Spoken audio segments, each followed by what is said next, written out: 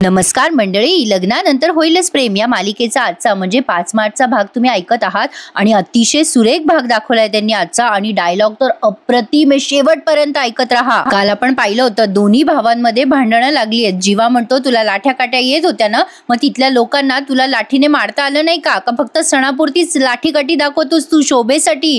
आता खूप चिडतो पार्थ आणि म्हणतो तू का चिडतोयस जीवा, तू का चिडतोयस, अरे काय केलं तू, अरे मी आणि काव्याने तर नाईलाजाने लग्न केलं नाही, समजतंय का, नवरदेव होतो तिथे मी, मला तर पर्याय पण दिलेला नव्हता, काव्याच्या धानीमनी नसताना तिथे उभं केलं होतं मला आणि काव्याला, अरे आमचं तर ठीक आहे, तुझं काय, तू का लग्न केलंस जीवा नंदिनीशी, तू हे लग्न केलं नसतं, आता जीवा म्हणतो केलं नसतं ना तर लाजेने शर्मेने नंदिनी तिथे मरून गेली असती रे, लोक शब्दांनी वार करत होते तिच्यावरती, अरे तिथली लोक सेकंड हँड म्हणत होते तुझ्या नंदिनीला। पार्थ ते ऐकतो आणि त्याला आश्चर्यच वाटतं। आता हे सगळं पार्थला पण माहिती नव्हतं आणि जीवाला तर काहीच माहिती नाहीये की या दोघांचं लग्न कसं झालं। मग आता जीवा म्हणतो अरे आता कसली रे तुझी नंदिनी, आता ती नंदिनी तुझी नाही राहिली आहे, अरे जी तुझी होती तिच्यासाठी थांबला नाहीस रे, आणि जिच्यावर तुझा हक्क नाहीये जिच्यावर हक्क नाहीये तिच्या सोबत लग्न करून बसलायस रे। काय माहितीये तुला, काय माहितीये तिच्याबद्दल, काहीतरी माहितीये तुला काव्याबद्दल, ती कशी आहे माहितीये तुला, एका शब्दाने तरी विचारलंस तू तिला की तुला लग्न करायचंय माझ्याशी का नाही करायचंय, का तुझ्या मनात दुसरं कोणी आहे। आता पार्थ म्हणतो अरे बाबा परिस्थिती, आता जीवा म्हणतो अरे परिस्थिती कसली रे, परिस्थिती खड्ड्यात गेली तुझी। पार्थ खूप आता म्हणजे वेगळंच बघतोय याच्याकडे की असं का चिडतोय हा इतका। आता जीवा म्हणतो तू प्रयत्नच केले नसतील, मला माहितीये ना, तू विरोध जरी केला असता ना तरी हे झालं नसतं रे दादा, मान्य आहे मला की लोक तुझ्यावर अटॅक करत होते, थोड्या वेळ वाट बघितली असतीस ना अरे पार्थ दादा तर ही वेळ नसती आली रे, ऑलमोस्ट पोहोचलोच होतो मी नंदिनीला तिथे घेऊन, पण आता मात्र खूप चिडतो बर का पार्थ आणि इतका जोरात किंचाळतो ना अगदी बेंबीच्या देठापासनं, अरे बाबा आम्हाला कसं कळणार होतं की तू तिथे पोहोचणार होता, अरे जीवा तुला किती फोन केले रे, कुठे होता, कुठे तुझा फोन होता का तुझ्या जवळ, किती कॉल केले, बोल ना आता बोल, कुठे होता तुझा फोन, अरे एवढे फोन करत होतो तुला आम्ही, पोट तिडकीने कॉल करत होतो रे, तुला फोन उचलता नाही आला, नंदिनी तुला सापडली हे तुला एक फोन करून सांगता आलं नाही, एक फोन करून सांगितलं असतं ना तर सगळ्या लोकांना मी ओरडून सांगितलं असतं जीवा की माझी नंदिनी जीवा सोबत आहे, येतील त्या, मी लग्न करणार आहे नंदिनीशी। जीवाला पण पश्चाताप होतोय झाल्या गेलेल्या गोष्टींवर। जीवा म्हणतो अरे आता काय रे, काय करणार काय तू सांग ना, एकीच्या हातात अंगठी घातलीस रे, दुसरीच्या गळ्यात माळ घातलीस, बोल ना बोल, काय करणार काय तू आता। आता पार्थ चिडतो आणि म्हणतो जीवा जरा नीट बोल, तू तुझ्या मोठ्या भावाशी बोलतोयस, तुला जितका राग आला ना तितका मला पण राग आला। यशवंतरावांनी त्यांच्या मुलीचा लग्न मोडायची धमकी दिली त्या नंदिनीच्या वडिलांना, अरे माझे बाबा तुझे बाबा पाया पडत होते रे माझ्या भर मांडवामध्ये, त्यामुळे मला हे लग्न करावे लागलं, अरे बाबा म्हणत होते की माझी शेवटची इच्छा आहे, नंदिनी सोबत लग्न ठरलं होतं रे माझं जीवा, अरे अरेंज मॅरेज का असे ना पण आमच्या दोघांमध्ये एक नातं तयार झालं होतं जीवा, अरे आज माझं लग्न होणार होतं रे नंदिनी सोबत, साखरपुडा केला होता रे मी आणि आज मला नाईलाजाने काव्यासोबत लग्न करावं लागलं जीवा, कळतंय का तुला, नाईलाजाने रे, अरे नंदिनीला विसरून मी काव्यासोबत जुळवून घेतलं असतं, संसार देखील केला असता, पण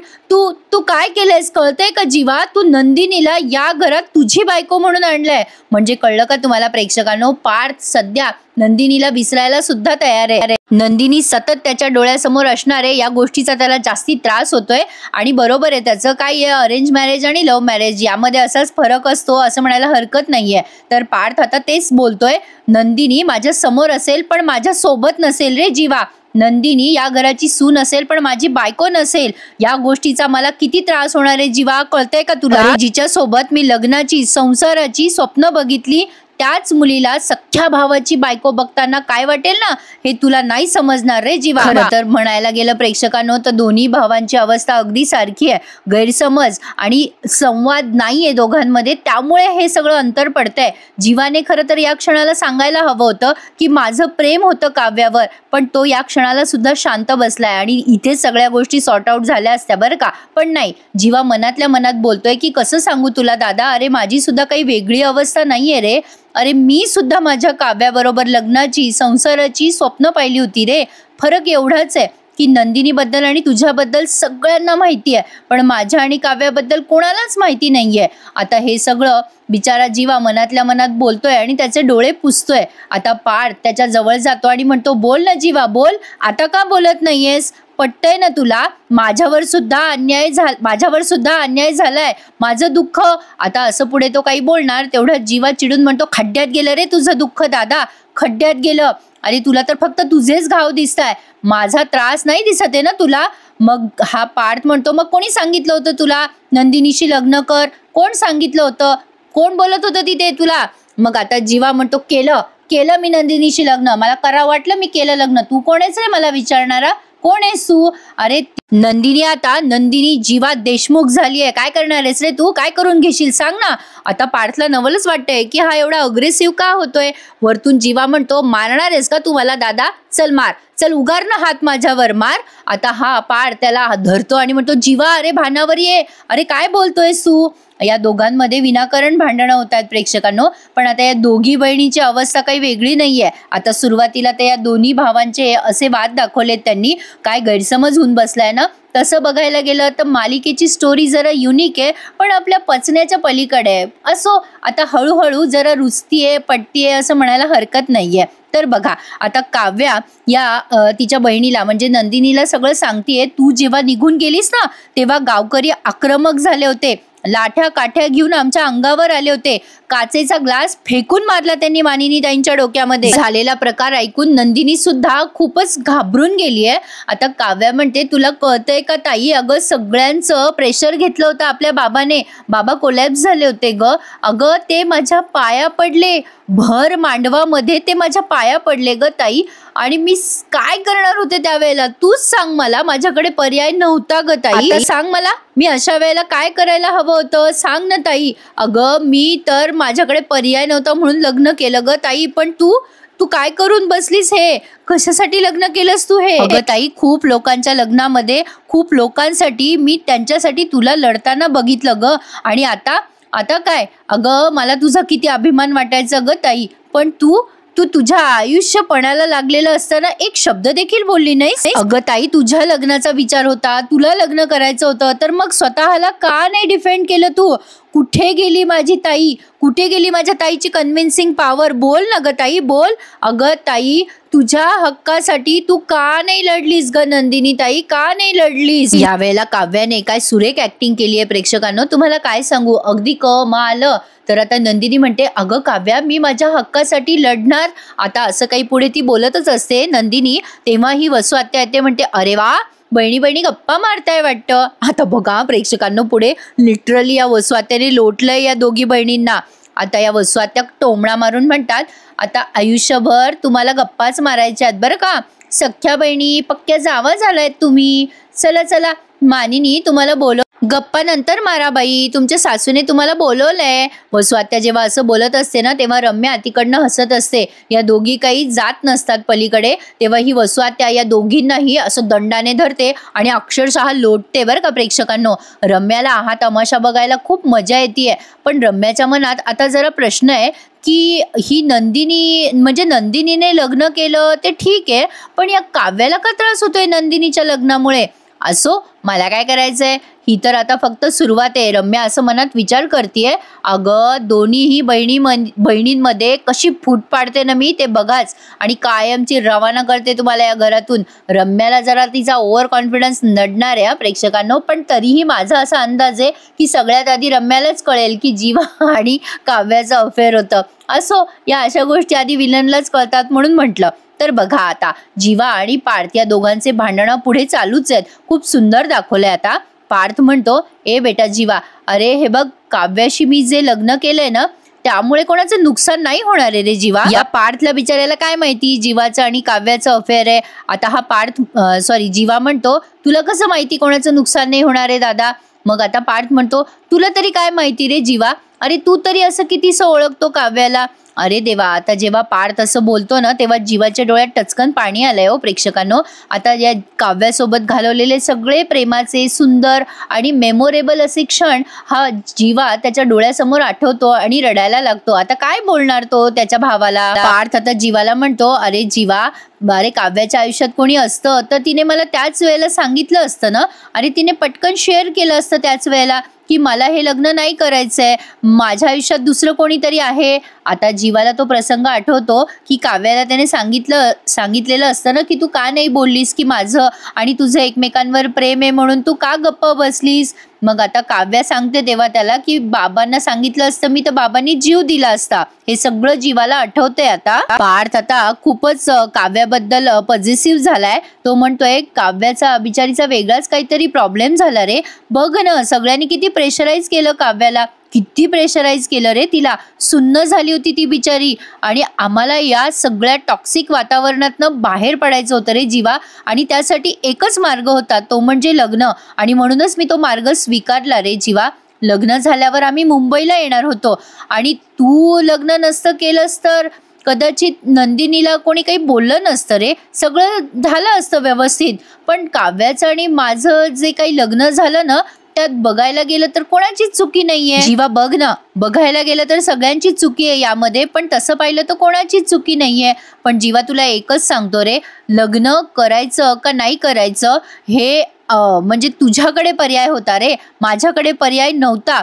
म्हणजे मला तिथे बळजबरी लग्नाला उभं केलं होतं जीवा. क्रॉस लग्नामुळे या घरात किती कठीण जाणारे राहणं याची कल्पना नाहीये तुला जीवा.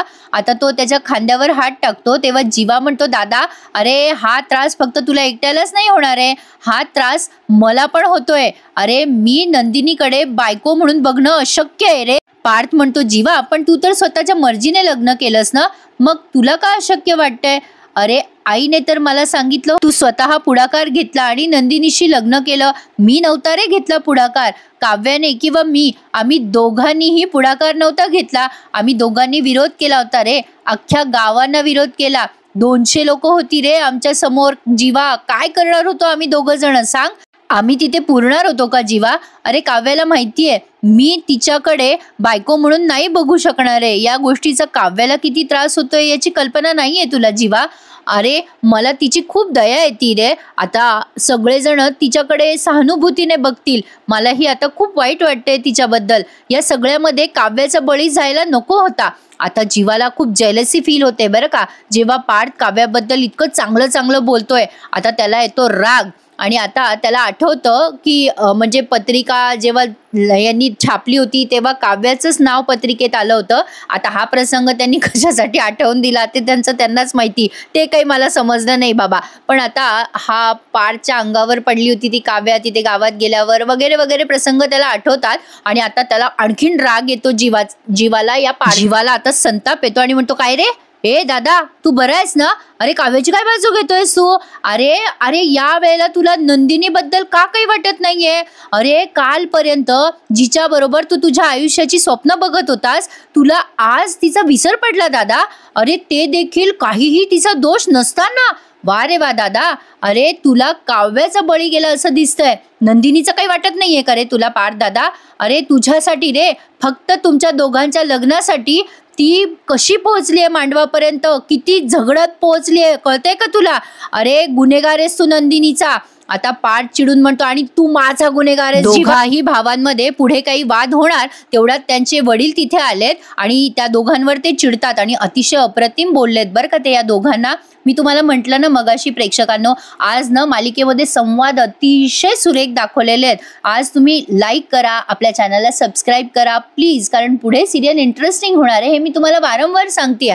तर बघा आता तिथे या दोघांचे वडील येतात आणि म्हणतात, काय चाललंय पार्थ, काय चाललंय जीवा, काय चाललंय काय. दोघांचाही आवाज बाहेरपर्यंत येतो. काव्याने आणि नंदिनीने ऐकलं तर काय वाटेल त्या दोघींना. आणि मंजुताईच्या आणि वसुताईच्या हातात तर तुम्ही आयतं कोलीत देताय त्या दोघींनाही तोंड सुख द्यायला. काय आहे तुमच्या दोघांचं, काय चाललंय. अरे नातेवाईकांसमोर समाजासमोर सगळ्यांची खिल्ली उडवतील त्या दोघी जणी, कळतंय का तुम्हाला. अरे या सगळ्या प्रसंगामध्ये तुम्ही दोघांनी एकत्र राहायचं आणि तुम्ही दोघं जण एकमेकांच्या समोर एकमेकांवर आरोप प्रत्यारोप करताय. एकमेकांना जिंकून देण्यासाठी तुम्ही लाठ्या काठ्यांचा खेळ खेळत होतात. विसरलात का तुम्ही दोघं भावंड? आणि आता आता अशी भांडणं बघायची आहेत आम्ही तुमच्या दोघांची? काय रे, काय बोलतोय मी जीवा? कशासाठी भांडताय तुम्ही दोघं जण? कशासाठी भांडताय? अरे हे सगळं जे काही झालं ना, त्यात तुमच्या चौघांची ही चूक नाहीये. चूक जर कोणाची असेल ना, ना तुझी चूक आहे, ना काव्याची चूक आहे, ना जीवाची, ना पार्थची. या सगळ्या प्रकरणामध्ये जी चूक आहे ना, ती फक्त आम्हा आई वडिलांची चूक आहे. त्यांच्या डोळ्यात टचकन पाणी येतं. ते म्हणतात की आम्ही तुम्हा सगळ्यांना प्रोटेक्ट नाही करू शकलो, आमची चूक आहे. आता पार्थ म्हणतो बाबा बाबा रडू नका. मग आता ते म्हणतात हे बघा पोरांनो, अरे मला कळतंय रे, हे जे काही झालं ना त्या सगळ्यामध्ये आपल्याला फार त्रास झालाय रे. अरे पण विचार करा, नंदिनीने आज स्वतःच्या घराण्याची आणि आपल्या घराण्याची सुद्धा लाज राखली आहे रे. अरे काव्याने, नंदिनीने काय केलंय कळतंय का तुम्हाला? आज तिथे रक्ताचे पाट वाहिले असते रे पोरांनो. अरे या एवढ्या सगळ्या प्रेशरमुळे त्या धनंजयचा तरी जीव गेला असता, तरी नाही तर माझा तरी जीव गेला असता. पण माझ्या दोन्हीही पोरांनी आज बाजू सावरली.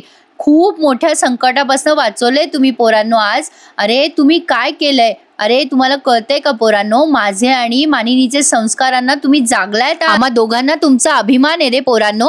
पण तुम्हाला आज जो काही मनस्ताप होतोय, यामध्ये तुम्ही एकमेकांची कॉलर धरून काही होणार आहे का? बोल मला जीवा, काही होणार आहे काय रे पार्थ? हे बघा आता इथून पुढे या दोघांमध्ये, म्हणजे तुमच्या दोघांमध्ये या विषयासाठी वाद नको बरं. आता बस, आता पुरे करा दोघं जण. कळतंय का तुम्हा दोघांना? चला चला आता ना तुम्ही दोघं जण तिकडे चला देवाजवळ. आईने बोलवलंय तुमच्या. नंदिनी आणि काव्या ऑलरेडी तिकडे पोहोचल्यात. चला जीवा चल बरं. आता पार्थ खुणवतो जीवाला, तू पुढे जा, मी आलोच म्हणून. डोळ्याने खुणवतो तो. आता जीवा पण ते ऐकतो बरं का प्रेक्षकांनो. आता पुढे ना खरंच खूप छान दाखवतील हे, असं वाटतंय तर खरी, कारण आज मग मला खूपच यांचे डायलॉग आवडले बाबा. तर आता बघा, जीवा निघून जातो तेव्हा हा पार्थ त्याच्या वडिलांशी खूप छान बोलतो आणि म्हणतो बाबा मी जीवाला खूप समजवलं. आता मात्र त्याचे वडील म्हणतात पार्थ, अरे बेटा जीवा तिथे नव्हता, त्याला नाही कळणार तू काय सोचलं काय नाही, आणि जीवाने जे सोचलं ते तुला नाही कळणार बेटा, कारण तू सुद्धा तिथे नव्हतास त्या क्षणाला. हे बघा बेटा, तुम्ही दोघांनी जे काही भोगलंय ना त्याचा अंदाज कोणालाच येऊ शकत नाही. तुझ्या आईने मगाशी नंदिनीला जे समजवलं ना, मी ते समजवतोय तुला बेटा. तुम्ही दोघंही भावंड ना खूप एकमेकांवर प्रेम करता रे, पण कसं आहे ना आपला जीवा जरा इमोशनल जीवा आहे ना बेटा, जरा डोक्याने तापट आहे रे, पण प्रचंड हळवा सुद्धा आहे. तो थोडासा इम्पल्सिव्ह आहे. पण बेटा तुझं तसं नाही ना रे. अरे तू समजूतदार आहे, तू ही परिस्थिती चांगल्या पद्धतीने हँडल करू शकतो. अरे पार्थ तू सगळ्यांना सांभाळून घे रे बेटा. मग आता पार्थ म्हणतो बाबा कोणाकोणाला सांभाळून घेऊ हो, कोणाकोणाला सांभाळून घेऊ, हे सगळं खूप कठीण झालंय हो बाबा माझ्यासाठी. अरे देवा काय सिच्युएशन आली आहे प्रेक्षकांनो यांच्यावर. पण किती छान होते ना आजचे डायलॉग. तर आता बघा त्याचे वडील बिचारे केविलवाणे बघतायत त्याच्याकडे. कसं असतं ना प्रेक्षकांनो, जो समजूतदार असतो ना खरंच त्याचं मरणच होत असतं, कारण प्रत्येक वेळेला लोक त्याच्याकडनंच अपेक्षा करतात की त्याने समजून घ्यावं. तसंच पार्थ आणि नंदिनी या दोघांचे या सगळ्यामध्ये मरण होणार आहे, कारण जीवा आणि काव्या कसे एकदम डायरेक्ट बोलून टाकतात तोंडावर आणि नंतर विचार करतात. ते हा नाही विचार करत आधी की काय होईल आपल्या बोलण्यामुळे, त्यांच्या मनातल्या भावना ते बोलून टाकतात. पण तरी सुद्धा दोघांनी एकमेकांवर प्रेम आहे एवढं वाक्य जरी बोललं असतं ना तर एवढ्या सगळ्या गोष्टी घडल्याच नसत्या. असो, जेव्हा जे बोलायचं ते बोललं जात नाही. मालिकेची ती खासियतच असते. तर आता बघा देवघरासमोर सगळेजण आलेले आहेत. आता तुम्ही या मालिकेचा प्रोमो बघितलाय का? जाणून बुजून नंदिनीला आणि काव्याला एकमेकींसाठी कॉम्प्लेक्स दिला जातोय. म्हणजे आता मोठी बहीण धाकटी झाली आहे आणि धाकटी बहीण मोठी जाऊ झाली आहे, त्यामुळे आता तमाशा तर होणारच. आता या मानिनी ताई म्हणतात बेटा नंदिनी हे बघ देवासमोर मी 2 दिवे ठेवलेत, दोघींसाठी दिवा लावा देवाजवळ आणि आशीर्वाद घ्या देवाचा. आता सासूबाई चांगल्या आहेत त्यात काही वाद नाही, पण त्या नंदा घरीच बसवलेल्या आहेत त्यामुळे जास्ती टेन्शन आहे यांच्या डोक्याला.